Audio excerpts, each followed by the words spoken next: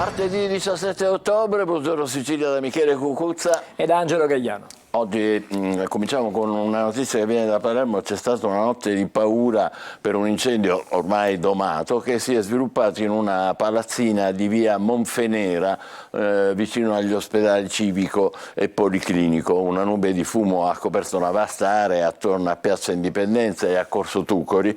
3 edifici sono stati evacuati questa notte e 50 persone hanno dovuto lasciare le proprie abitazioni. Sulla vicenda sono in corso accertamenti. Una persona è stata ricoverata dopo essere rimasta intossicata dal fumo, ma ripetiamo, l'incendio è stato domato. A Gramichele è stato arrestato il dirigente scolastico accusato di violenza sessuale nei confronti di 7 studentesse minorenni. Convocava le ragazze in direzione con la scusa di discutere del loro rendimento scolastico e le molestava. Infatti una di loro l'ha denunciato e ha fatto scattare le indagini, ha avuto il coraggio di fare questa denuncia. Vediamo i particolari. Le convocava qui, nel suo ufficio, con la scusa di discutere del loro rendimento scolastico, ma le intenzioni del preside del liceo Libertini di Grammichele erano diverse. Dammi un bacino, dammi un abbraccio, si sentivano ripetere le ragazze. Quell'uomo di 61 anni, forte della sua autorità, le molestava. I suoi approcci erano fatti di complimenti, sfioramenti, toccatine, fin quando una studentessa di 15 anni, con la quale si era spinto anche oltre, provando a baciarla, ha deciso di denunciarlo. I carabinieri di Caltagirone hanno appurato che altre 6 ragazze avrebbero ricevuto analoghe attenzioni morbose. Ti sculaccio se non studi era il suo ritornello, oppure ti prendo a morsi se non fai la brava.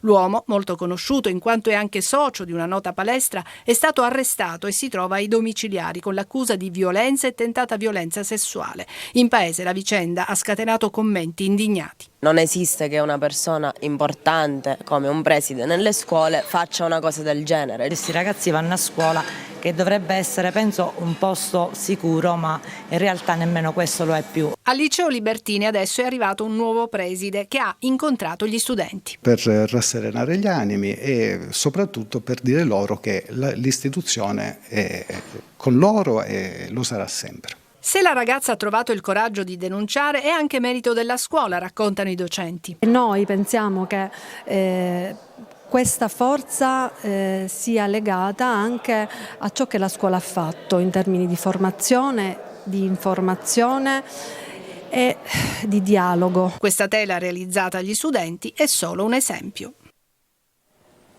Nel Ragusano è allarme per i continui roghi nelle serre. Si è riunito un tavolo tecnico in prefettura per il contrasto di queste fumarole che si verificano nella zona delle coltivazioni. Insieme a istituzioni e forze dell'ordine c'era anche il comitato Terre Pulite che si batte per denunciare lo scempio ambientale. Vediamo.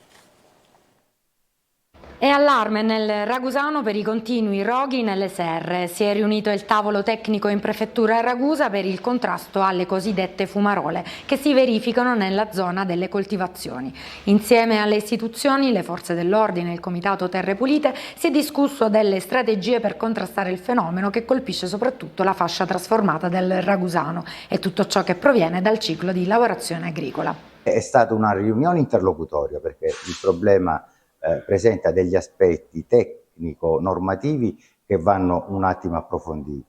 L'unico elemento che sicuramente ci incoraggia a continuare su questa attività di coordinamento e di sinergia tra tutte le istituzioni, gli amministratori locali, le associazioni di categoria e i singoli produttori è che non siamo all'anno zero, già un circuito virtuoso con del materiale decompostabile è stato avviato, molte ditte lo adoperano, ma noi vorremmo arrivare all'optimum, all'intero ciclo di smaltimento garantito sotto il profilo della tutela e della salute. Richiesto durante l'incontro il report su come smaltire i rifiuti serricoli.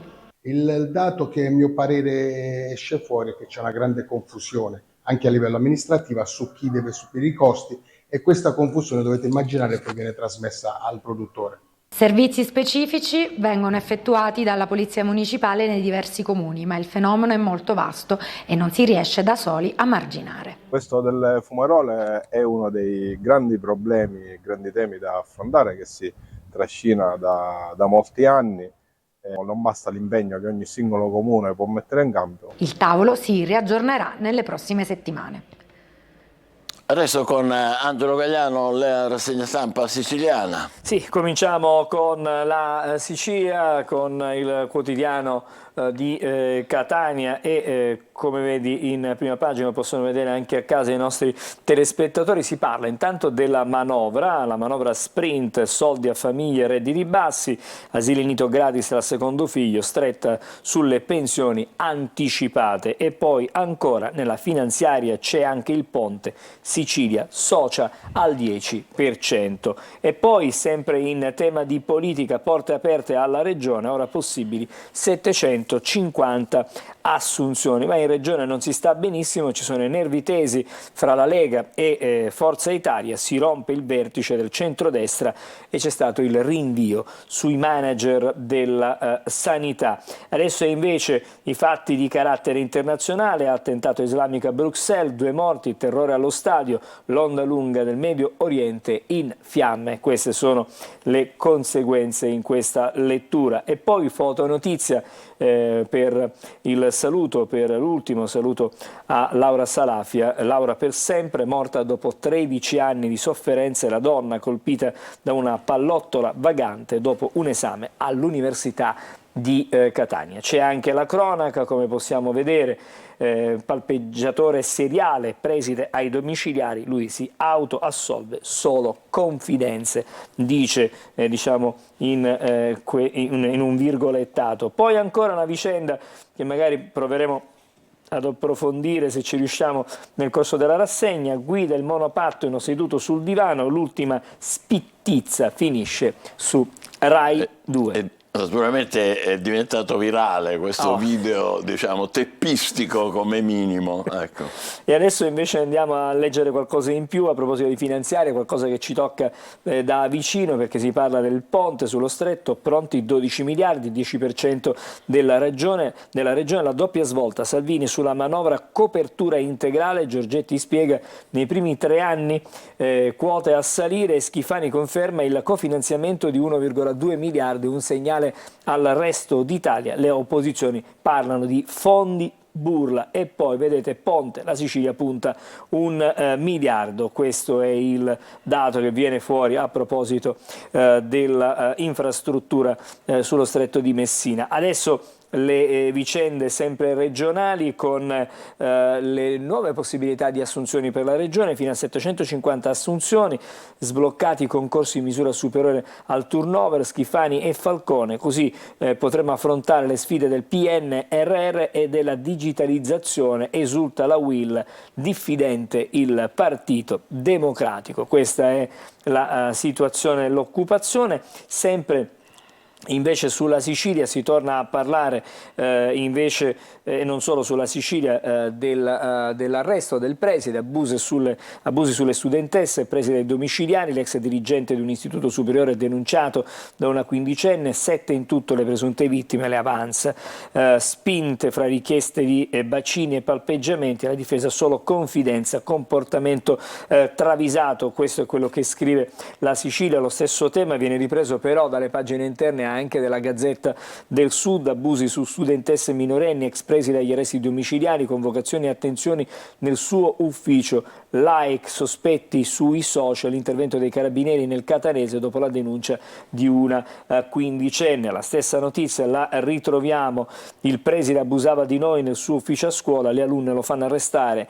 siamo in provincia di Catania, testimonianze di 7 studentesse, lui sono stato frainteso. E ancora Repubblica, non solo con la pagina nazionale ma anche con quella regionale, prima i like sui social, poi voleva baci, violenze su 7 allievi, il preside è stato arrestato. La pagina invece vedete della Repubblica regionale, Gran Michele a fianco delle alunne Coraggio, hanno fatto bene a denunciare il preside e dunque questa è la notizia di cronaca di cui stamattina si occupano non solo i quotidiani regionali ma anche quelli nazionali. Poi per quanto riguarda invece, tornando alla Sicilia, l'addio a Laura Salafia, che lottava per vivere, commozione per la morte della studentessa colpita nel 2010 da un proiettile vagante. Il rettore è un esempio per tutti, il sindaco le intitoleremo un luogo evocativo in città.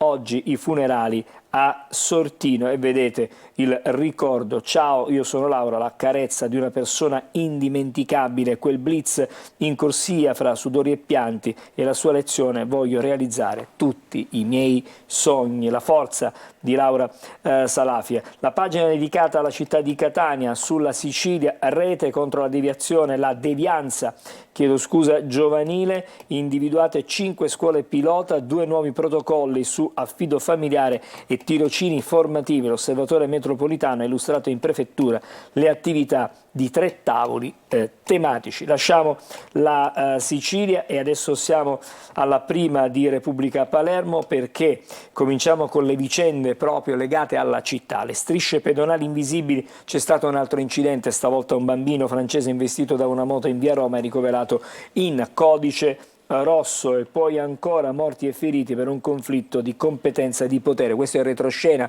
su queste strisce pedonali. Intanto invece Gran Michele viaggia nel paese del preside molestatore. Sempre in prima la farsa del centrodestra, la riunione sulle nomine nella sanità rinviata per il pretesto della presenza del capogruppo leghista. Fratelli d'Italia chiede al governatore di rinunciare a qualche poltrona. Cuffaro insiste per il sorteggio. C'è il no di Razza. Intanto è saltato il vertice di maggioranza che è stato convocato da Schifani. La tragedia, ce ne siamo occupati anche ieri nel telegiornale, tragedia a Petralia, muore bimbo di 4 anni, ma non si sa perché. Adesso c'è il mistero su questa morte improvvisa e inspiegabile. Cerchiamo di capire qualcosa in più sulla sanità. Si tratta sui manager. Il centrodestra salta in aria, Forza Italia divisa e assediata. Rinviato il vertice di maggioranza per la presenza non concordata del capogruppo leghista, ma è solo un pretesto, mentre Fratelli d'Italia chiede al governatore di sacrificare qualche poltrona, e c'è l'insistenza di Cuffaro per il sorteggio e il no di Razza, che parla di provvedimento in caso di sorteggio illegittimo. Questo per quanto riguarda la sanità. Abbiamo il tempo di andare a vedere abbiamo anche ancora tempo. Vedete la prima pagina del giornale di Sicilia. La regione torna ad assumere, questa è la lettura che dà per l'appunto il giornale di Sicilia, fino a 500 nel 2024, altri 250 l'anno dopo, fra vecchi e nuovi concorsi. L'intesa con Roma sblocca il turnover, ma vanno messi da parte i soldi per colmare il maxi debito. Schifani ottiene dunque la revisione degli accordi con lo Stato, nessuna frenata sul risanamento e niente tagli al welfare, e scatta anche una sanzione salata. Poi ancora siamo alla cronaca, morto bimbo di 3 anni, siamo a Petralia Soprana, forse stroncato da un malore. E poi le violenze sulle alunne presi dai domiciliari, ne abbiamo già parlato. La morte di Laura Salafia, disabile per un colpo vagante. I disagi a Palermo, nuova marina e lavori. Il traffico è impazzito, in tilt la viabilità nella zona di via Crispi, a migliaia si riversano alla cala per ammirare i giochi d'acqua, chiusa la bretella lato mare del sottopassaggio, lunghe code. Il cantiere al ponte Corleone entra nella fase più pesante. Insomma, ci sono tantissimi disagi di circolazione, di difficoltà nella viabilità cittadina a Palermo, ma ci sono poi anche un paio di notizie di carattere nazionale. Partiamo con la manovra: 100 euro in più nella busta paga per 14 milioni, questo arriva direttamente dalla la finanziaria, che è stata licenziata ieri dal governo. Investimento, ci sono i primi fondi per il ponte, Salvini esulta, ma anche le reazioni a Schlein, manca la strategia.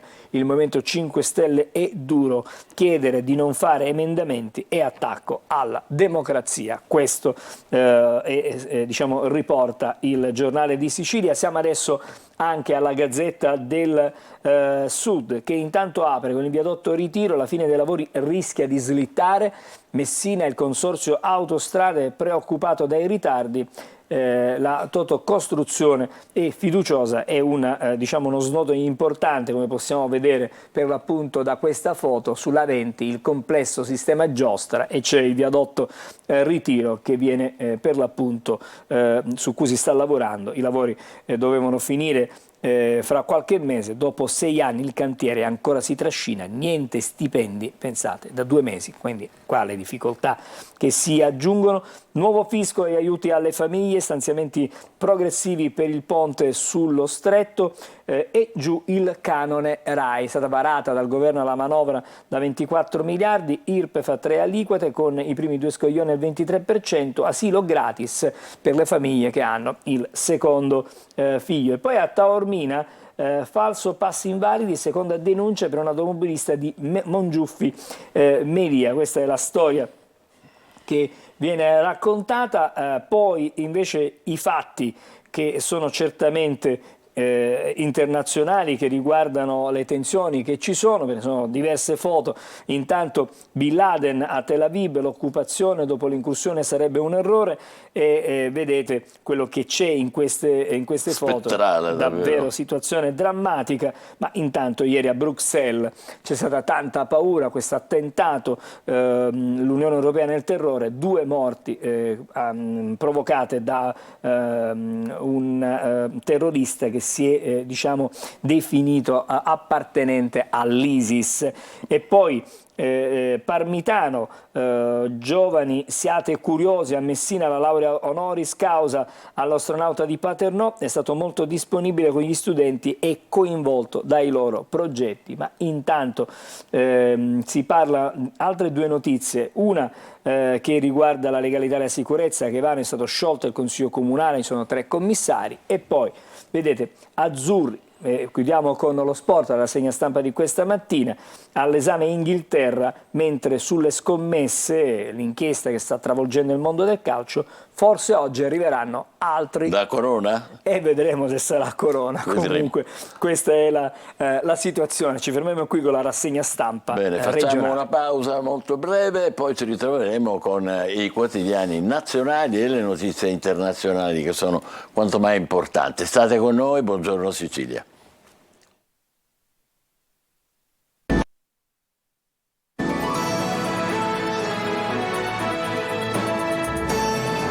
Buongiorno Sicilia con Michele Cucuzza ed Angelo Gagliano. Proseguiamo con la rassegna stampa dei quotidiani nazionali. Sì, cominciamo dal Corriere della Sera, che ha un titolo forte perché parla di paura, torna la paura in Europa, mentre a Gaza gli USA scendono in campo, Blinken vede Netanyahu, aiuti nella striscia, l'ipotesi di una visita di Biden, Bruxelles, uccisi 2 tifosi svedesi, sospesa la sfida con il Belgio, il killer gridava Allah Akbar, poi è scappato, il video sono dell'ISIS. E questa è la fotonotizia allo stadio praticamente, dove i tifosi sia svedesi che chiaramente del Belgio sono rimasti asserragliati, sono stati invitati a non uscire per evitare che ci potessero essere altre conseguenze.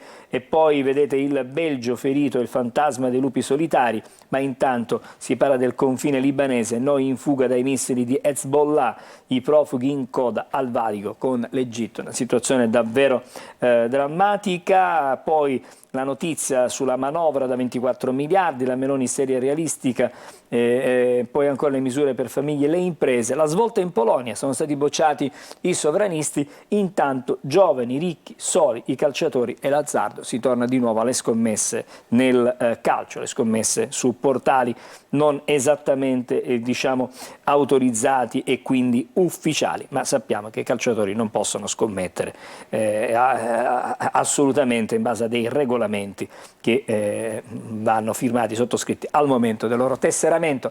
All'interno lo stallo al valico di Rafah, la striscia resta chiusa, il Sinai, la terra dei traffici e gli estremisti islamici che Al-Sisi ha contrastato senza convinzione. Questa è la riflessione che per questo l'Egitto è chiuso in questo momento nell'area cuscinetto, anche 75 militari italiani, questo scrive stamattina il Corriere. Pagine interne sempre del Corriere a proposito di quanto accaduto a Bruxelles. Vedete, spari in centro con il fucile, terrore a Bruxelles, ci sono 2 morti, l'assassino ha colpito dei tifosi svedesi in trasferta, partita sospesa dopo il primo tempo, spettatori bloccati all'interno dello stadio, e questo è il presunto attentatore che ha rivendicato per l'appunto questa azione terroristica. Adesso siamo invece alla prima pagina di Repubblica, che ha, diciamo, in qualche modo il tema del terrore, della paura in primo piano. L'attentato a Bruxelles, il ritorno del terrore. Un jihadista dell'ISIS ha aperto il fuoco nel centro della capitale belga, uccidendo 2 persone al grido di Allah Akbar. Caccia all'uomo fuggito in scooter con un'arma da guerra. Sospesa la partita Belgio-Svezia, che era in programma proprio a quello che una volta si chiamava Stadio Heysel, che adesso è stato intitolato al principe. Gaza, Putin offre una mediazione da Hamas, il primo video di un rapito, e vedete ancora la foto con un poliziotto dell'antiterrorismo che è stato schierato vicino alla piazzetta dove c'è stato questo attacco. Questo rapito in realtà è una ragazza, si è visto stamattina nei telegiornali, è una giovane israeliana che è ostaggio di Hamas. Poi ancora in Polonia Donald Tusk porta al trionfo l'opposizione, sono stati sconfitti i populisti in Polonia, giovani e donne tengono Varsavia legata all'Europa. Le riflessioni poi chiaramente che riguardano i fatti, gli equilibri internazionali e soprattutto, diciamo, europei in questo momento. Una manovra povera, questa è la sostanza di questa legge di bilancio che è stata varata dal governo. Lasciamo la prima pagina di Repubblica con un approfondimento che riguarda proprio il conflitto in Medio Oriente, la diplomazia, Israele non occupi, Biden studia un'emissione contro l'escalation. Il presidente degli Stati Uniti farebbe tappa a Gerusalemme e al Cairo, in partenza anche Scholz. Oggi un vertice straordinario all'Unione Europea, contenere la reazione per quanto riguarda dunque si cerca in tutti i modi di evitare l'invasione israeliana di Gaza, ma ci devono essere delle contropartite che adesso vedremo quali saranno eventualmente. E vedremo se si riuscirà chiaramente in questa azione diplomatica. Poi La Stampa che ha intanto in apertura il tema delle pensioni. In pensione più tardi, salta quota 103.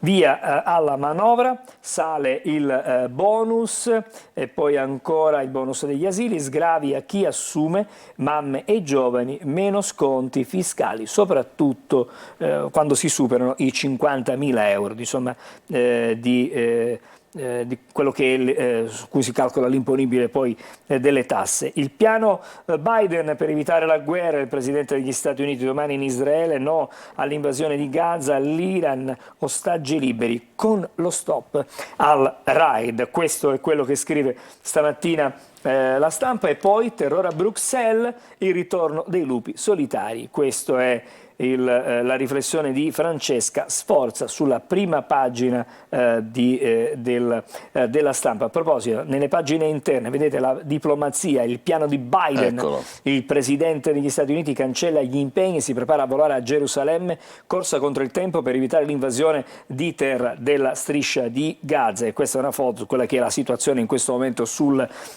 campo, quando gli USA sono stati determinanti in Medio Oriente. Camp David e gli accordi siglati nel 78, la pace mancata dopo Oslo, l'intesa di Abramo con Trump. Queste sono, diciamo, le fasi più significative. E intanto in Cisgiordania Ramallah sta con Hamas nella capitale dell'autorità palestinese. I leader tacciono e cova la rivolta, il cuore batte per la resistenza, dobbiamo schierarci a difesa della striscia. Queste sono le posizioni. Ma Abu Mazen ha detto altre cose, però ha detto detto che Hamas non rappresenta i palestinesi. E quindi vedi che ci sono diversi correnti, diversi pensieri. A proposito dell'attentato di ieri, ci torniamo anche con non solo Repubblica ma anche con altri quotidiani. Bruxelles, terrore ISIS, un uomo spara in strada con un Kalashnikov, uccide 2 svedesi e fugge, sono dello Stato islamico, vendetta per i musulmani, Parigi blinda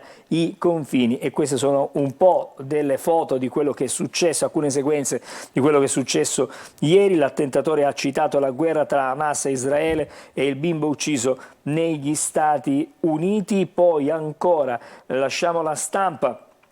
Sul tema c'è anche, adesso vediamo di tornarci, vediamo un po' di cambiare, anzi tema, perché abbiamo anche la legge di bilancio su tutti i quotidiani, stamattina si fa un gran parlare, vediamo un po' cosa scrive il Corriere. Ecco la manovra da 24 miliardi, Meloni è seria e realistica, sì in Consiglio dei Ministri, il piano, 0 emendamenti in aula, allarme delle opposizioni. Nel testo diciamo cosa viene sintetizzato: 100 euro in più in busta paga, questo dovrebbe essere, vantaggi nelle assunzioni, flat tax al 15%, alcuni chiaramente dei temi di questa finanziaria che ha tante altre cose al suo interno. Repubblica, a proposito di legge finanziaria, parla di un'altra stretta sulle pensioni, perché si va in pensione a quota 104, una quota 104 flessibile, un incentivo per chi resta al lavoro, via opzione donna, rischia di sparire l'indicizzazione degli assegni più alti, quindi si discute ancora, non è finita chiaramente questa approvazione. Vedete, via libera alla manovra, sarà da 24 miliardi, solo uno per la famiglia. Questo è quello che viene poi alla fine raccontato. I numeri. Cosa dice Repubblica? 24 i miliardi messi in campo, 1 miliardo per le misure della famiglia, 8.500 euro la no tax area per non pagare tasse, fino a 8.500 non si pagano le tasse. Questo è il tema. La manovra anche sulla Stampa, 24 miliardi, le pensioni via quota 103 per salvare il rating. Il ministro Giorgetti, l'accesso all'uscita anticipata sarà molto più restrittivo, la Premier Meloni, testo serio e realistico che si concentra su chi ha bisogno. Insomma, ognuno poi chiaramente vede il bicchiere a seconda se è mezzo pieno oppure mezzo vuoto. Abbiamo il tempo intanto di vedere qualche altra prima pagina, in considerazione del fatto che il nostro tempo non è tantissimo. Direi di andare a vedere intanto il Giornale. La manovra di Giorgia, a chi vanno i soldi? Ok, la legge di bilancio, 28 miliardi, nodo sanità per gli extracomunitari, pensioni stretta sugli anticipi, riforma IRPEF, premiati i redditi bassi, aiuti alle famiglie, contributi pagati alle mamme, più fondi e bonus asilo. E poi per la sicurezza, rinnovati i contratti delle forze dell'ordine, cala il canone RAI. Questo dice il Giornale. L'Unità. L'Italia sceglie l'apartheid, niente cure ai migranti, perché chi non è regolare dovrà pagare 2.000 euro per usufruire dei servizi del Servizio Sanitario Nazionale. Biden prova a frenare Netanyahu, Teheran prova a trattare. Questa è la situazione in questo momento. Leggiamo anche il Manifesto, un popolo di troppo. Questo è il titolo forte scelto dal Manifesto. Oltre 1 milione di palestinesi sfollati e l'acqua è finita, ma il valico di Rafah con l'Egitto resta chiuso. Israele non autorizza l'ingresso di aiuti a Gaza. L'Organizzazione Mondiale della Sanità, catastrofe imminente, mentre Biden verso un viaggio nella regione. Il Cairo chiama raccolta all'Europa e ai paesi arabi. Insomma, una situazione di grande tensione. Vediamo anche Libero. Ebrei italiani, nascondetevi, la comunità di Milano, il vademecum per evitare attentati, coprite la kippah, non fate entrare i fattorini nei palazzi, non girate soli ma evitate assembramenti, cambiate luoghi di incontro, chiudetevi in casa. Insomma, questo è una sorta di invito, una sorta di vademecum. Allah è grande, 2 morti a Bruxelles, scrive ancora il Libero, tagli, tasse e canone RAI. Ecco la manovra che è stata presentata dal governo, che è stata varata dal governo. Abbiamo anche il Tempo di Roma, la manovra del governo, meno tasse e più famiglie. Sì del Consiglio dei Ministri alla legge di bilancio con una dote da 28 miliardi, priorità al taglio delle imposte, sostegni ai nuclei numerosi, fondi record alla sanità e per il pubblico impiego, per le cure gli extracomunità pagheranno 2.000 euro l'anno, canone RAI ridotto a 70 euro. Questa è la situazione, diciamo, di questa mattina sui quotidiani. Breve pausa, adesso ci sarà il meteo, poi ci sarà un promo e dopo avremo come ospite Santo Versace. State con noi. Bentrovati da Clara Ventura di Trebi Meteo. Nella giornata di martedì ampi spazi di cielo sereno sulla Toscana e sulle regioni settentrionali, tempo instabile invece al centro-sud con piogge sparse nell'arco della giornata. Alta pressione dominante nella giornata di martedì sulla Sicilia, al più avremo qualche annuvolamento compatto specialmente nella prima parte del giorno sui settori centro-settentrionali, alternanza tra sole e nubi nell'arco della giornata, il tutto con temperature massime diurne ancora una volta al di sopra della media stagionale. Situazione meteo tranquilla anche per quanto riguarda la giornata poi di mercoledì. L'alta pressione ancora una volta dominerà la scena meteorologica portando molto sole e con qualche velatura in transito ma senza effetti significativi. Temperature massime diurne che non subiranno particolari variazioni, minime invece che prenderanno localmente qualche grado. Con questo è tutto, maggiori dettagli sull'app di Trebi Meteo. A me la cipolla non piace. Meno male. Fatelo a casa, buonissimo.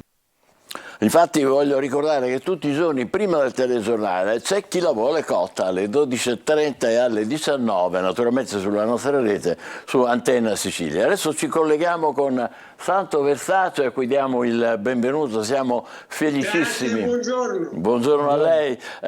Versace è imprenditore, padre di famiglia, fratello della star della moda Gianni, assassinato purtroppo a Miami nel 97. Ha scritto questo bellissimo libro che si intitola Fratelli, con questa splendida fotografia dei due insieme, edito da Rizzoli, che tra l'altro ha un album fotografico strepitoso. Complimenti anche per questo a Santo Versace. Ecco, è vero che questo libro l'ha aiutata un po' a elaborare il lutto per la morte violenta e in attesa di suo fratello Versace nel 97, è per questo che ha potuto scrivere. Il libro proprio mi ha fatto uscire compiutamente e completamente dalla crisi post-Miami.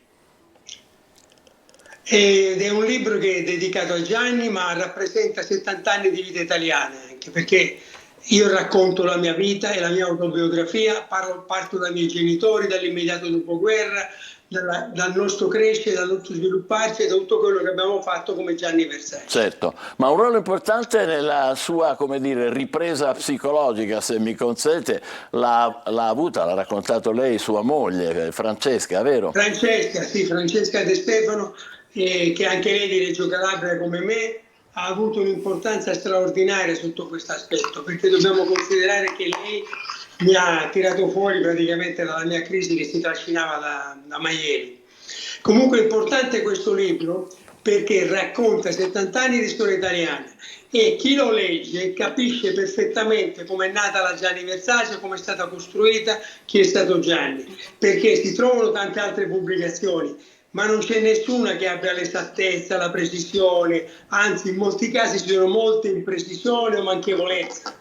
Non c'è dubbio, nessuno come lei poteva descrivere, come dire, l'ascesa e il successo enorme del marchio Versace. È proprio questo che le vorrei chiedere, è un po' un'ovvietà, ma che cosa aveva suo fratello per riuscire a interpretare, insieme con lei, con la sua sorella Donatella, ma insomma, a riuscire a interpretare l'aspirazione delle donne di tutto il mondo, nel loro desiderio di essere sensuali, eleganti, immerse nel lusso? Che capacità aveva?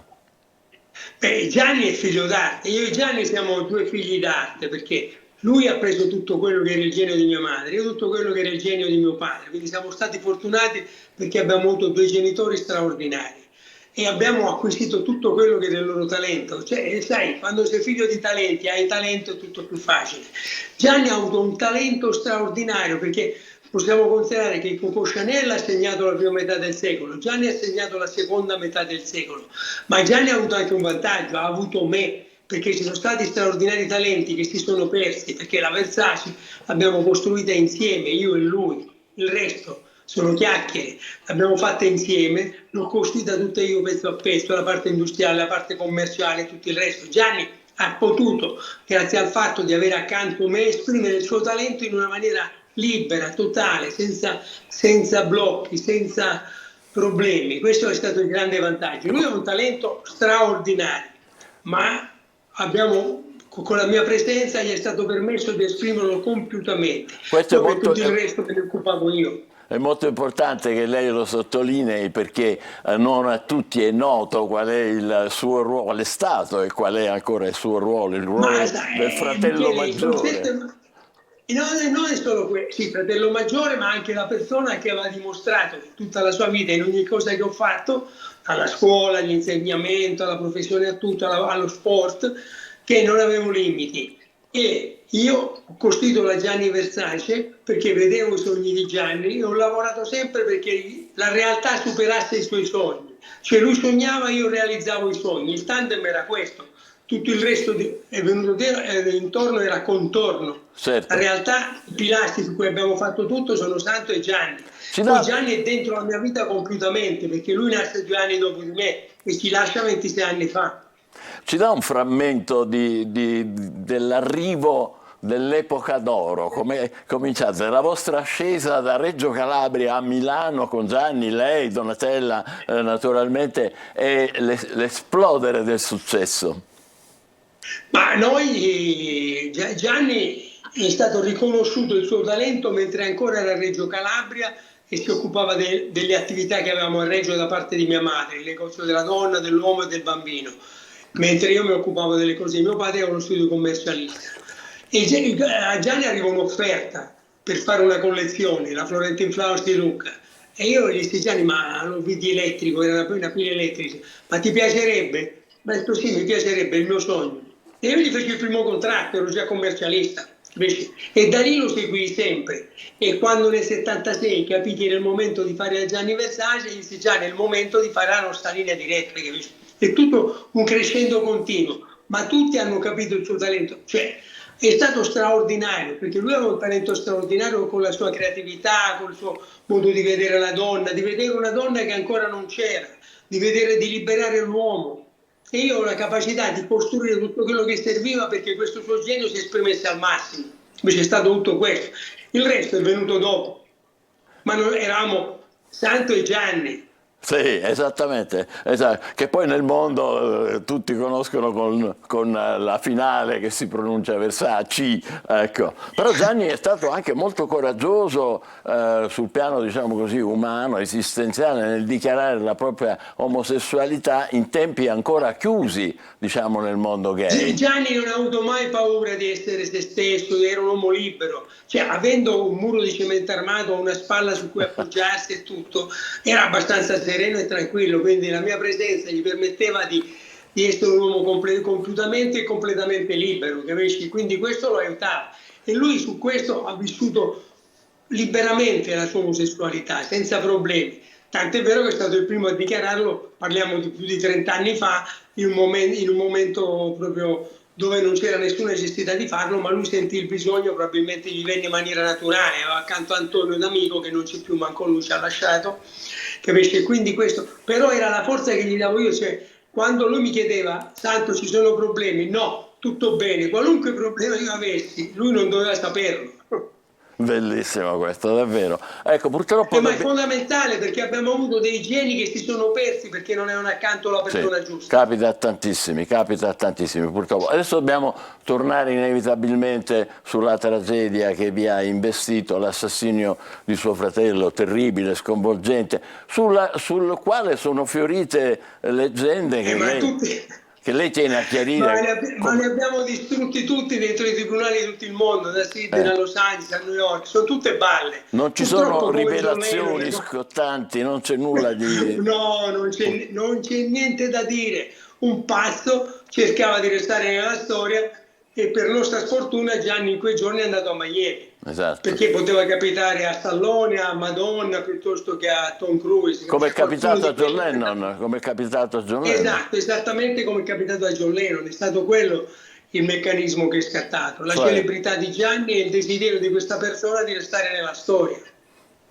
Adesso lei presiede una fondazione, la Fondazione Versace, e la Minerva Piccoli. Adesso io ho tre incarichi mi sono tenuto principali: la Fondazione Santo Versace, la presidenza della Minerva, con cui produciamo film bellissimi, abbiamo una library, la Minerva Piccoli, abbiamo una library di 2600 film, e poi la presidenza di presidente fondatore di Alta Gamma, una fondazione che raccoglie il meglio dell'Italia, dello stile di vita italiano, e lo promuove nel mondo. Certo. In questo libro è importante perché, oltre a raccontare quello che è stata la mia vita fino al 15 luglio 97, dopo fino all'uscita dalla Versace, poi racconto il mio futuro, perché io sono un ragazzino, cioè l'anno prossimo festeggerò 20 anni per la 4ª volta, ma non intendo fermarmi per i prossimi 50 anni, intendo lavorare e intendo realizzare tantissime belle cose. Quello che ho fatto è bellissimo, ma quello che farò sarà ancora più bello. Lo so, si vede benissimo e si percepisce anche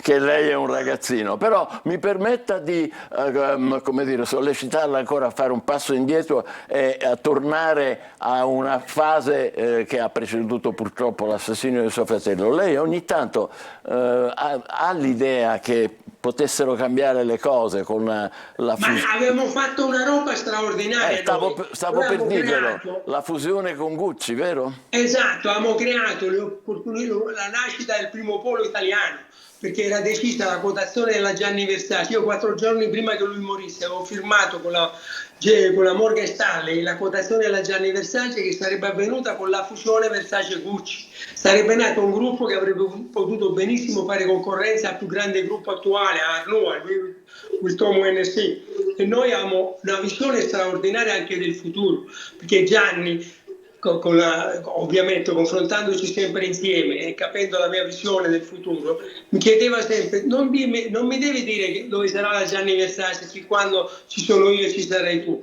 ma dopo di noi devi dirmi dove sarà la Gianni Versace fra 100 anni. E io ho detto: sarà sempre in cima al mondo. Certo. E quell'operazione Versace-Gucci aveva creato le basi di un polo italiano straordinario, avrebbe cambiato la storia della moda, la storia dell'economia italiana, perché ricordiamoci che l'uomo più ricco del mondo è uno che fa moda, ed è francese, ed è quello che sarebbe stato il nostro obiettivo, perché se fosse partito il gruppo Versace-Gucci, probabilmente in cima al mondo ci saremmo stati noi. Voi. Già, e questo è un rimpianto, non c'è dubbio. Fratelli. Miami ha fatto un danno enorme all'economia italiana, alla moda di Milano, a tutto, perché nessuno, cioè il cimitero è pieno di insostituibili, ma Gianni è veramente insostituibile. Certo. Le manderò un articolo bellissimo che fu fatto 10 anni dopo la morte di Gianni, da uno scrittore, giornalista, stilista, regista, autore, che ha scritto qualcosa a 10 anni di distanza dalla morte, e disse che la moda era morta a Miami, che c'era un prima e dopo Gianni Versace. Santo, grazie per le sue bellissime Grazie a parole. voi, mi raccomando, per i regali di Natale promuoviamo la cultura.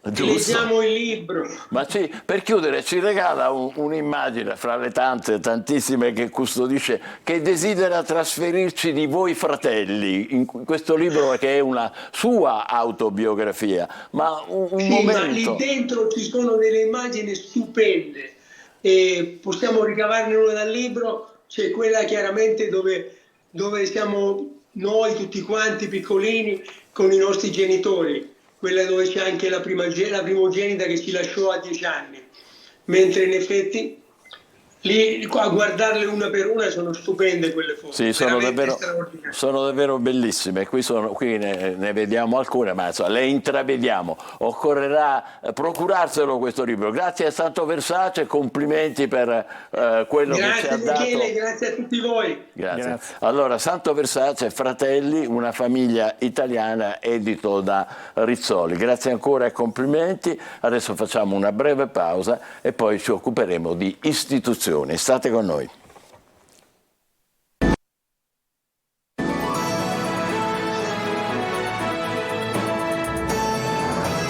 riscoprire le istituzioni è quello che vogliamo fare, sia pure brevemente, per accenni, naturalmente grazie al contributo del professor Francesco Clementi, che insegna diritto pubblico comparato alla Sapienza di Roma e che ci ha portato anche lui un altro libro bellissimo, Il Presidente del Consiglio dei Ministri, con sottotitolo significativo Mediatore o decisore. È quello che è un po' il tema del libro, vero professore? Esattamente così, grazie. Il libro in realtà segnala quella che è la grande questione italiana, cioè se noi abbiamo bisogno di un Presidente del Consiglio un po' vigile urbano tra i partiti della coalizione, un Presidente del Consiglio che guida il Paese così come avviene negli altri Paesi europei. Questa è la grande sfida. E lei quale opinione ha? Ma io penso che noi dovremmo avere un Presidente del Consiglio che tramite il voto degli italiani, attraverso la fiducia del Parlamento, guidi però il Paese, perché insomma noi abbiamo bisogno di risposte, non solo semplicemente di vedere tutti i giorni a volte un teatrino forse poco utile. Per il momento quindi mi pare di capire, anche se non l'ha detto esplicitamente, il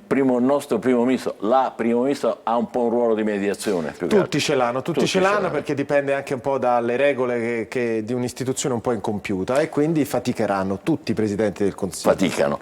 Il professor Clementi tra l'altro è stato tra i saggi, come venivano definiti allora giornalisticamente, ma è vero, per le riforme che hanno affiancato Napolitano, riforme istituzionali, quindi è uno che la sa lunga anche su questo. Per cui le chiedo, professore, ma allora per arrivare al Presidente del Consiglio dei Ministri decisore forse è il caso di pensare davvero al premierato, cioè l'elezione diretta da parte dei noi elettori del primo ministro? Ci sono varie strade, quella è certamente una strada molto in discussione, ce ne può essere anche un'altra, rafforzare la premiership attraverso anche il sistema dei partiti, ma con partiti anche migliori. Questo si possono fare, ci sono delle regole che altri paesi europei, per esempio in Germania, hanno, che ci possono aiutare. Certo sia un punto, qualunque cosa si faccia si deve fare stavolta tutti insieme, cioè le riforme non devono essere riforme a maggioranza, ma devono essere riforme condivise da tutti. La nuova stagione politica che nasce, ricorderai il governo Draghi è caduto in fondo per il ritorno della politica, deve portare a questo. Era la scommessa del presidente Napolitano, non andò in porto, mi auguro che questa stagione consenta tutto ciò. Lei è ottimista, professore, ma i professori devono essere ottimisti. Lo so, è vero, è vero. Il professore è uno dei protagonisti tra l'altro del Festival delle Istituzioni che sta per concludersi a Catania, a Villa San Saverio, sede della Scuola Superiore dell'Università. Come è andata? Il festival sta andando benissimo, grande partecipazione, grande successo e soprattutto bellissime le domande degli studenti molto preparati, studenti di tutta la Sicilia, non solo naturalmente di Catania, studenti molto qualificati che credono che sia possibile ricominciare a ricostruire una nuova classe dirigente migliorando naturalmente le istituzioni e quindi studiandole, discutendole con noi.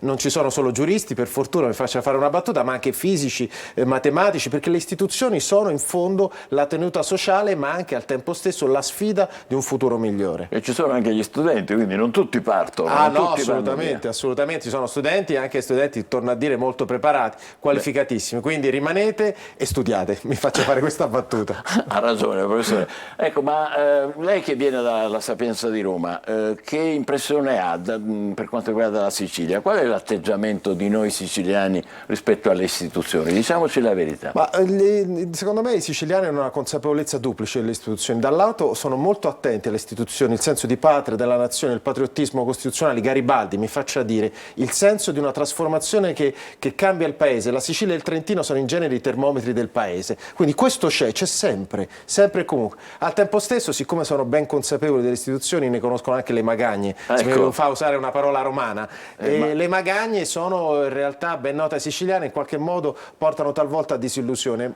Quindi dentro questa dinamica tra grande ottimismo e talvolta disillusioni c'è la forza della Sicilia che molto spesso, aggiungo, ha dato al paese, lì c'è un grande Presidente del Consiglio, Crispi, ha dimostrato che l'Italia poteva cambiare.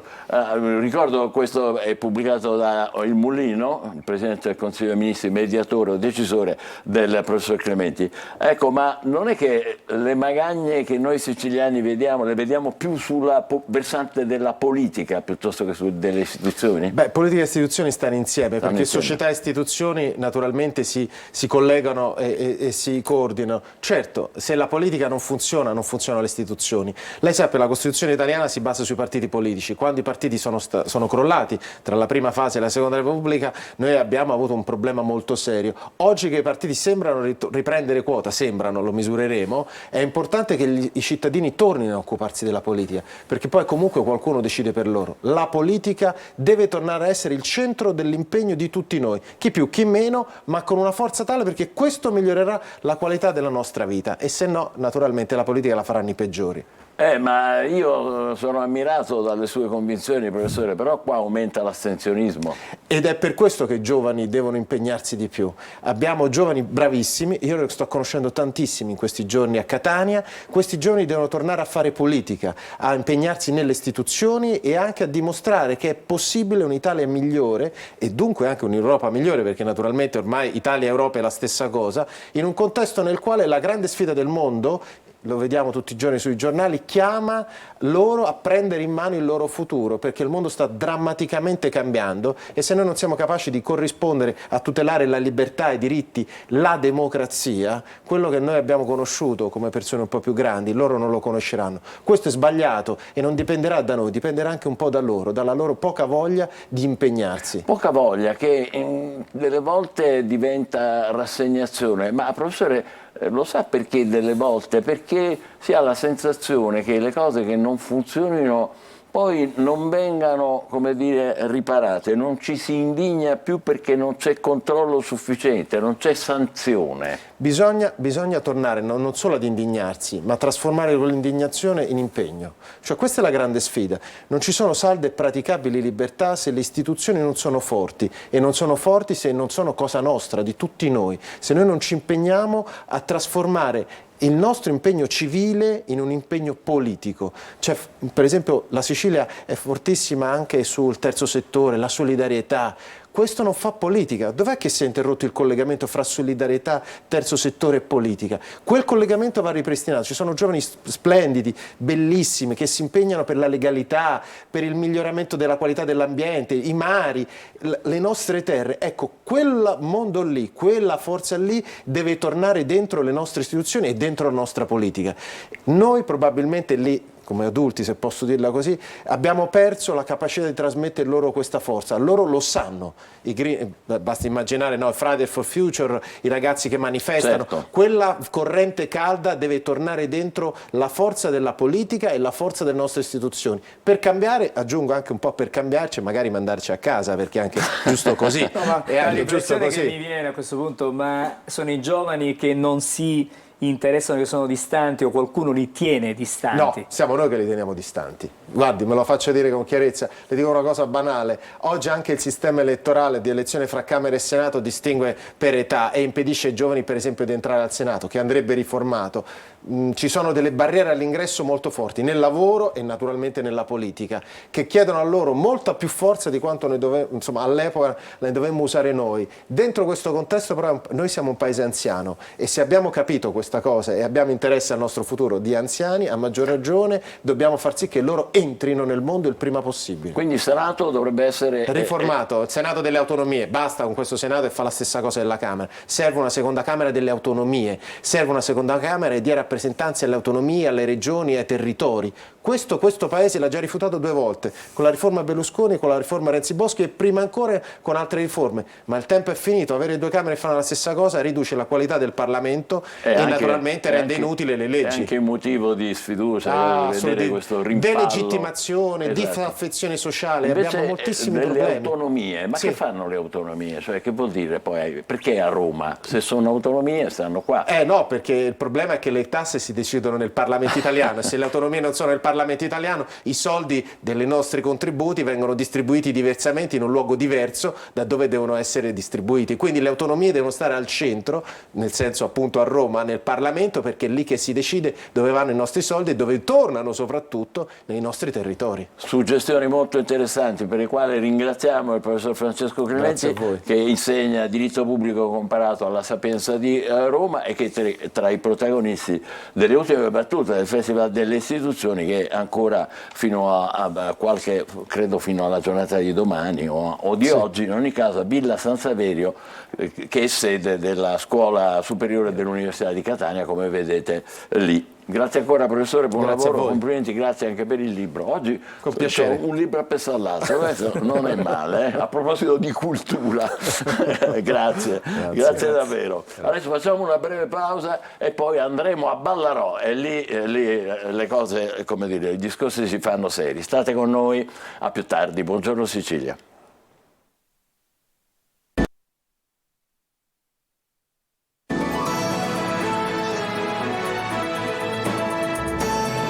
Buongiorno Sicilia, allora sapete tutti la vicenda di Ballarò, la lettera scritta al Presidente della Repubblica: Presidente venga qui, Mattarella è andata a inaugurare il molo trapezoidale, cioè, passi anche da Ballarò, gli hanno scritto, e il Presidente ha risposto con una telefonata, a chi? Proprio alla persona che è il nostro ospite con Marco Gullà, Don Enzo Volpe. Ci racconti, Don Enzo, buongiorno. Buongiorno, appunto siamo con Don Enzo che oltre ad essere un gigante in altezza è un gigante anche per il quartiere di Ballarò. Partiamo proprio dalla domanda di Michele Cucuzzi, direttore. Insomma, grande emozione quando ha ricevuto la telefonata. Intanto buongiorno a tutti i telespettatori e coloro che sono in onda. È stata un'emozione molto grande perché inaspettata. Una risposta comunque concreta da parte del Presidente, che non ha avuto la possibilità di intervenire concretamente via Ballarò per impegni precedenti, però ha avuto questa attenzione di mettere in evidenza tutti gli aspetti che noi abbiamo scritto nella nostra lettera di presentazione della realtà di Palermo. Non è soltanto una bella vetrina Palermo, sappiamo la bellezza della nostra città, ma in questo momento ci sono tante situazioni che dovrebbero essere un po' più, come dire, vissute oltre che attenzionate dalle istituzioni. Prima di lasciarla a Marco le volevo chiedere questo, ma com'è nata l'idea di coinvolgere il Presidente, proprio lui? Che è una sua idea, Don Enzo? Ma allora no, è un'idea di tutta l'assemblea di SOS Ballarò. La nostra assemblea, che è nata 8 anni fa, che raccoglie tante associazioni, le parrocchie, i centri giovanili, ma tanti residenti e mercatari, e abbiamo pensato di coinvolgere il Presidente non soltanto perché è cittadino palermitano, sappiamo che lui proprio viene da questa nostra terra, da questa nostra città, ma come rappresentante un po' dell'unità nazionale, perché il Presidente di fatto ha questo ruolo, no? E quindi perché non rivolgersi a lui, visto che doveva venire a Palermo per gli impegni istituzionali e per l'inaugurazione del porto trapezoidale via all'Arco Italico. Passa da Ballarò, signor Presidente, perché così ti facciamo presente anche che c'è un'altra Palermo che comunque vuole essere al centro del riscatto e della presa di coscienza che le potenzialità a volte nascoste possono diventare una risorsa bella per questa nostra città. Marco. Appunto, sì, parlavamo di emergenze e Michele, noi insomma abbiamo seguito settimana dopo settimana proprio l'emergenza, credo principale che in questo momento ha a Ballarò, al di là dei rifiuti, dell'abusivismo, c'è l'emergenza crack. Don Enzo è appunto un punto di riferimento su questo tema, perché lui vive Ballarò e soprattutto vive, tocca e percepisce di presenza questo reale problema. Il reale problema del consumo di sostanze, del crack in particolare, che comunque esiste da alcuni anni, per la verità, ma che si è acutizzato sicuramente con la pandemia e con una situazione concreta di tanti giovani, tante persone che oggi a Ballarò, ma anche in altri posti di Palermo, purtroppo in altri quartieri, trovano facilità di recupero di queste sostanze, ma nasce anche da un disagio molto forte, disagio che per chi spaccia è legato molto al lavoro che non c'è, a tanti ragazzi giovanissimi spesso che spacciano appunto per poter campare, come dire, e vivere però chiaramente nell'illegalità, ma anche per tanti giovani che purtroppo sicuramente non hanno punti di riferimento, mancano per esempio delle comunità che possano anche rispondere a questa emergenza, che è un'emergenza fondamentalmente sanitaria, oltre che sociale. C'è un appello anche alla politica, perché noi l'abbiamo più volte trattato. Credo che in pochi onorevoli, forse Ismaele Lavardera è tra i pochi che sta cercando ovviamente non di risolvere, ma quantomeno di affrontare questo problema. questo problema è stato preso in mano dalla politica, è stato preso in mano da alcuni responsabili anche della regione siciliana. Sono state anche coinvolte delle persone nel momento in cui abbiamo presentato una bozza di una legge che manca alla regione siciliana per intervenire proprio su queste emergenze. La politica a parole ha detto che ci sta pensando, e allora abbiamo pensato bene, oltre che con inseguire le persone perché possano rendersi conto di questi problemi, ma anche intervenire, se vogliamo così, a livello nazionale, perché è anche bello questo, sapere che c'è anche una solidarietà non soltanto qui a Palermo ma nazionale su questo problema, e che possa svegliare anche tanti altri quartieri a Palermo e in altre città per prendersi cura davvero dei ragazzi, delle persone che sono ai margini. Michele. Sì, che attesa avete? Che tempi vi ha dato il Presidente? Sì, infatti, che tempi ci sono, ma soprattutto qual è la prima cosa sta che per arrivare?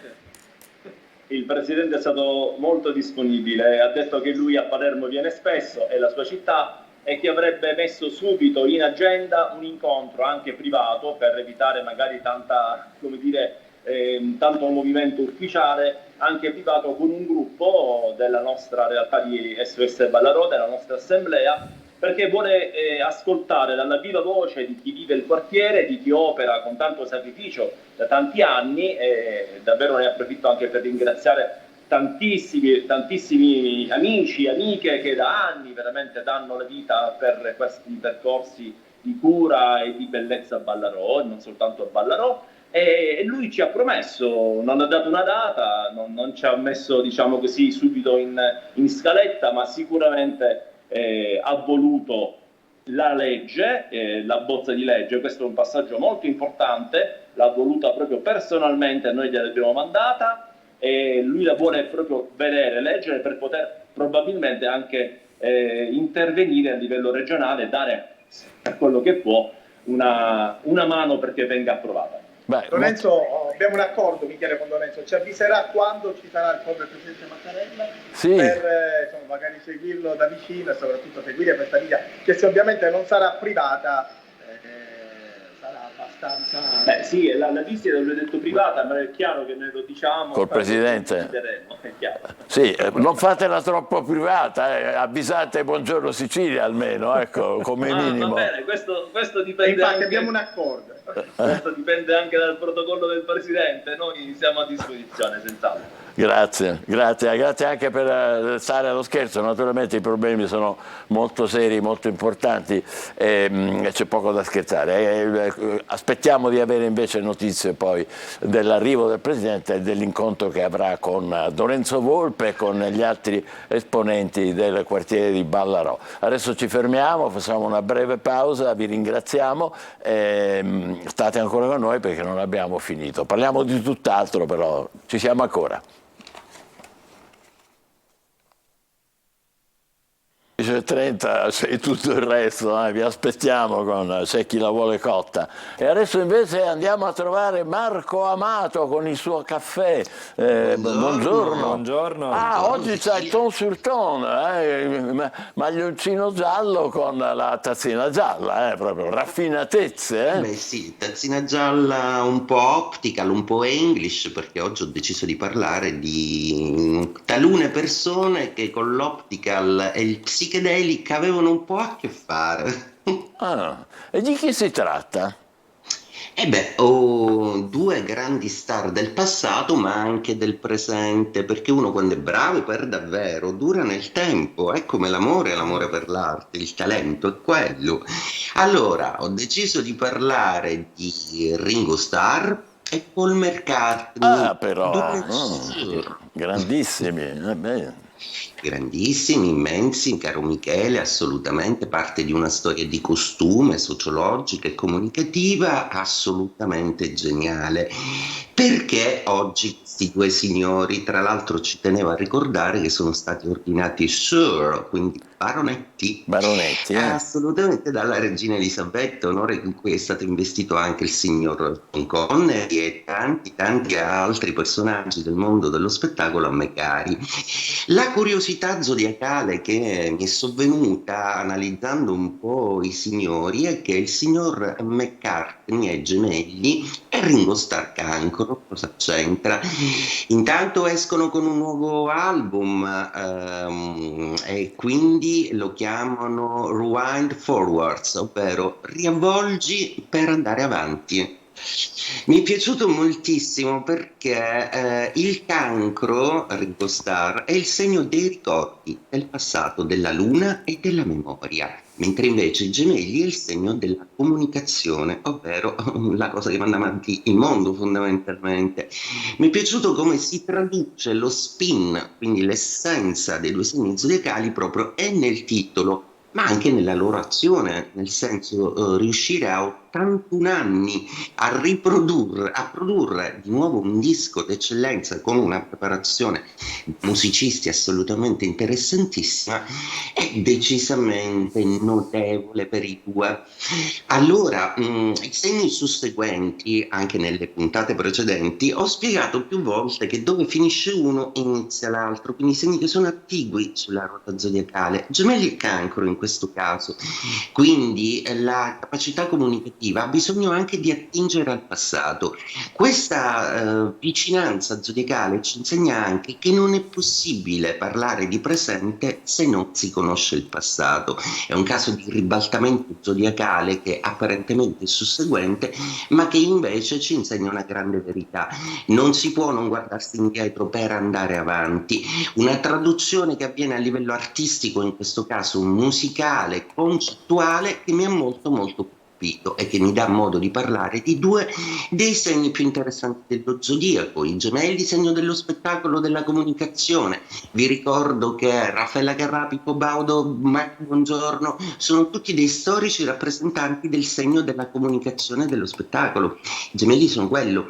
Il Cancro, segno della memoria, della famiglia, dell'abbraccio, di qualcosa che tocca le corde del cuore. Ecco anche il successo dei grandi Beatles. Il gruppo, tra l'altro, nasce Cancro perché si fonda a Liverpool proprio da compagni di scuola in una chiesa, proprio nella territorialità. Il Cancro è anche il segno dei luoghi e quindi proprio ciò che li accomunava li portava a essere i grandissimi Beatles. Caso appunto meccanico, sociologico, una fenomenologia a livello globale, planetaria, per cui tutti impazzirono e molti addetti ai lavori, dall'università ai musicologi, ai comunicatori, si interessarono molto della in termini di stile, di moda, di rappresentazione della loro realtà. Fascinosissimi anche i presunti più o meno messaggi subliminali che loro innestavano, si dice, nei loro pezzi, ma soprattutto la rappresentazione di un'epoca decostruita in una maniera elegante, ma anche apportando un nuovo che ancora è nei nostri cuori e ancora infiamma e affascina chiunque. Ebbene, oggi una luna incredibilmente comunicativa, la luna è d'aria e quindi ottimo per Gemelli, Bilancia e Acquario, che trovano la forza comunicativa necessaria che serve. Quando è d'aria, chiaramente i terra sono un pochino più rallentati, quindi Toro, Vergine e Capricorno si devono chiedere dei perché. Il Toro al lavoro, la Vergine nell'organizzazione sentimentale e pratica della sua vita, il Capricorno, stupendo segno zodiacale che in questo momento gode di tantissimo amore. I Fuoco invece si avvantaggiano di questa vista comunicativa, quindi l'Ariete dichiara il proprio amore, il Leone invece deve risolvere delle questioni che riguardano il lavoro per affermare il proprio ruolo in una maniera migliore e più efficace, Sagittario invece pensa agli amici a ricostruire una sua rete affettiva. In ultimo i dolcissimi segni d'acqua che suggestionati da quest'aria, aria-acqua fanno un pochino di tempesta, quindi moti emozionali per un Cancro che si deve contenere. Scorpione invece fa gioco perché è una luna molto tattica e molto progettuale e che si entusiasma in questi giorni, date le grandissime proposte che ha, a trovare delle nuove vecchie strade, un po' sul leitmotiv del concetto Cancro Gemelli che ho spiegato oggi. In ultimo Acquario, segno zodiacale dell'estero e della fantasia e anche degli astrologi. Un po' più i piedi per terra oggi perché avete una giornata da affrontare interessantissima e soprattutto ascoltate ascoltate un amico che ne ha bisogno. E detto questo, vi auguro buona giornata a voi. Grazie anche a te, Marco. Grazie. Faremo tuo il motto: riavvolgi e avanti, come i Beatles, rewind and forward. Che notizie abbiamo ancora? Guarda, c'è una notizia che ci porta a stare vicino alle edicole. Quella di oggi sarà la notte delle edicole, luci accese in tutta Italia per rilanciare i quotidiani. Stasera dalle 19 alle 21 la campagna per sensibilizzare i cittadini e le istituzioni. La richiesta: rendere strutturali il credito d'imposta e bonus per la carta stampata. Insomma, è un modo per avere più vicino a noi anche i giornali, la comunicazione e l'informazione. Lo sai che il 17 ottobre del 1849 a Parigi si spegne Chopin, il poeta del pianoforte, maestro del romanticismo musicale, eccolo qua, è ricordato tra i più eccelsi compositori e pianisti della storia della musica, Chopin. Ci spostiamo in Inghilterra, siamo al 17 ottobre del 1860, bella questa immagine che stiamo vedendo, prende piede un nuovo sport, il golf. Si disputa in questa data l'Open Championship di golf, una competizione destinata a diventare una delle più prestigiose in questo campo. Passando al secolo successivo, 17 ottobre 1931, guardatelo con quella cicatrice, no? Il gangster italo-americano Al Capone viene condannato per frode fiscale e solo con questa accusa la polizia di Chicago riesce a mettere le mani su Scarface, appunto la cicatrice, il maggior protagonista della criminalità organizzata degli anni 20. 2 anni dopo, il 17 ottobre del 1933, tutt'altro genere di attività, Albert Einstein fugge dalla Germania nazista, si trasferisce negli Stati Uniti perché Hitler aveva costretto molti professori ebrei a lasciare il paese, e poi la tragedia che arriverà dopo. 17 ottobre 1956, New York, si svolge la partita del secolo. La state vedendo, la celebre partita di scacchi tra Donald Byrne e il 13enne Bobby Fischer, che nonostante la giovane età conquista il trofeo Rosenwald, il maggiore torneo di scacchi disputato negli Stati Uniti. E veniamo al 17 ottobre del 1973, quando i paesi dell'OPEC iniziano un embargo del petrolio contro alcune nazioni occidentali ritenute responsabili di aver aiutato Israele nella guerra contro la Siria. Il risultato è il vertiginoso aumento del prezzo del petrolio, che non si è più fermato, da allora è cominciato. Qualche anno dopo, 17 ottobre 1979, eccola qui, Madre Teresa di Calcutta riceve il premio Nobel per la pace, ma rifiuta di partecipare al tradizionale banchetto d'onore per i vincitori e chiede invece che i fondi siano destinati ai poveri di Calcutta, dove lei viveva e operava, che saranno sfamati con quel banchetto, pensate, per un anno intero, 17 ottobre 1980, Papa Giovanni Paolo II, bella questa foto, invia un messaggio di congratulazione alla regina Elisabetta II, riconoscendo il suo ruolo di promotrice di pace tra i cattolici e i protestanti. È il primo atto formale tra il Papa e il capo della Chiesa anglicana dai tempi dello scisma di Enrico VIII. E ora attenzione, il 17 ottobre 1972 è nato questo bell'imbusto che è Eminem, una vera icona del rap mondiale con oltre 380 milioni di dischi venduti e una carriera che dura da più di 20 anni. Oltre alla musica ha recitato nel film 8 miglia, ha inciso la colonna Lose Yourself, brano premiato con l'Oscar come migliore canzone digitale. E oggi noi ascoltiamo un'altra delle sue canzoni iconiche realizzate in collaborazione con Rihanna, Love the Way You Love, io amo il modo in cui menti, che affronta il tema di un amore purtroppo malato e violento. Love the Way You Lie, Eminem, grazie, a domani, buongiorno Sicilia. A domani.